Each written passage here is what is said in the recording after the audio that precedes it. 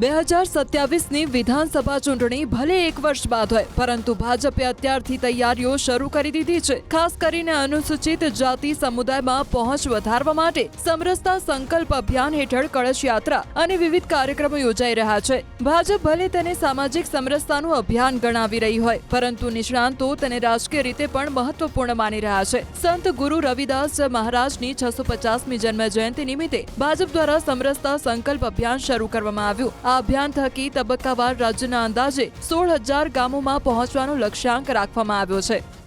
Bharatiya Janata party ચૂંટણી માટે કોઈ કાર્યક્રમો નથી હોતા, પણ પાર્ટીનો કાયમી અભિગમ એ મહાપુરુષોને અંજલિ ભાવાંજલિ એની સાથે સાથે એવા વ્યક્તિઓ જે છે એના જીવન મંત્રો લોકો સુધી પહોંચે એનું કામ ભારતીય જનતા પાર્ટી કરતી આવી છે। તારીખ 16 તારીખ પછી 42 સંગઠનાત્મક જે જિલ્લા છે તેના પ્રતિનિધિત્વ અહીં આવશે ને એમનો જિલ્લાનો કળશ લઈ જશે। ત્યાં જિલ્લામાં પણ આ પ્રકારનો કાર્યક્રમ થશે। ત્યારબાદ દરેક ગ્રામ પંચાયત, જે જિલ્લામાં જેટલી પણ ગ્રામ પંચાયત છે એ ગ્રામ પંચાયતથી કળશ આપવામાં આવશે અને ઘરે ઘરે રવિદાસના કળશને પહોંચાડી માટીનું પૂજન કરી એમની પત્રિકાનું વિતરણ કરીને એમની વાતોને નીચે પહોંચાડવામાં આવશે। કુલ મળીને રવિદાસજીએ મુગલ સમયમાં જ્યારે સનાતનની વાત કરવી એક ગુનો ગણાતો હતો, ત્યારે સનાતનની વાત, સમરસતાની વાત જે રીતે મૂકી છે એના અનેકવિધ પ્રસંગો સાથે ભારતીય જનતા પાર્ટીના પ્રત્યેક કાર્યકર્તા નીચે જશે। વિવિધ સંમેલનો તથા ભજન, કીર્તન, ક્વિઝ અને બાળકો વચ્ચે ચિત્ર સ્પર્ધાનું પણ આયોજન કરવામાં આવશે। છાત્ર સંપર્ક અને સાધુ સંતોનો પણ સંપર્ક કરવામાં આવશે।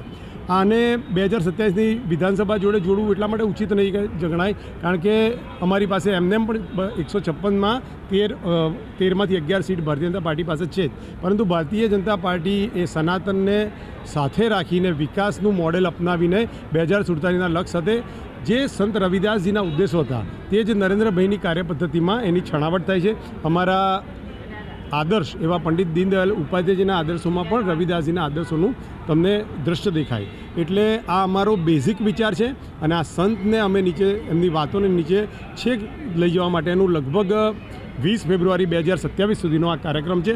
કુલ 3 ચરણમાં કાર્યક્રમ થવાનો છે। આજે પહેલા ચરણની સમાપ્તિ થઈ છે। આખા દેશમાં બધા જ સંતો મહંતોને સંપર્ક કરી અને સમાજમાં એક સમરસતાનું વાતાવરણ નિર્માણ કરવાના ધ્યેય સાથે આ યાત્રા નીકળી છે।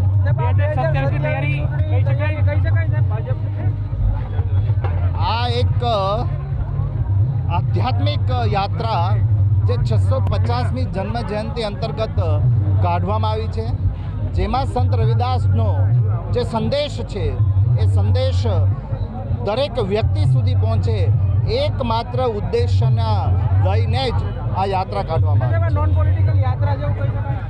બિલકુલ આને રાજકારણને સાથે નહીં, પરંતુ એક સામાજિક અભિયાન, સમગ્ર સમાજને જોડવા માટેનો આ એક અભિયાન છે।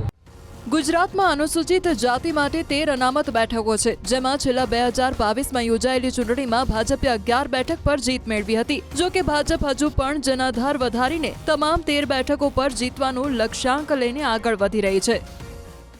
2022ની અંદર ગુજરાત વિધાનસભાની 13 અનુસૂચિત જાતિ સમુદાયની બેઠકમાંથી ભારતીય જનતા પાર્ટીએ 11 બેઠકો હાંસલ કરી હતી।